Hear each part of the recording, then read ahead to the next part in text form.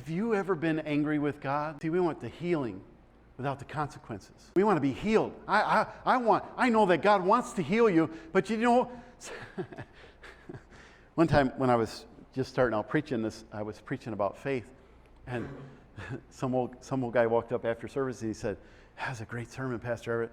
And he said, "Well, let me tell you a story." I said, "Oh, okay."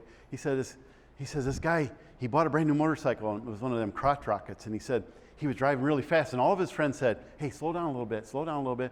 And he's like, "I'll be all right, I'll be all right." And he kept driving. And one day he got in an accident. He laid the bike down, and it was a bad accident.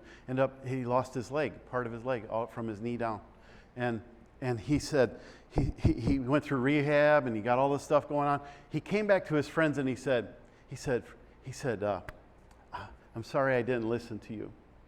I know you guys were trying to protect me. I'm just sorry I didn't listen. It's okay. We forgive you," they said. And he still didn't have a leg, though. So the consequences followed him the rest of his life, even though the relationships were healed. And see, what God wants to do with your life is to keep you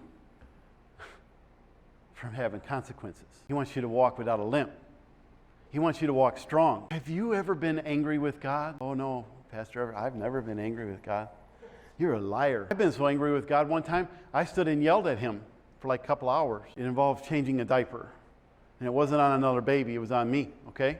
Because I was just making a big mess, trying to fix something that I couldn't fix, and I didn't know how to fix it. I didn't have the credentials, and I didn't have the skill set. I was praying, but there was some anger issue in me.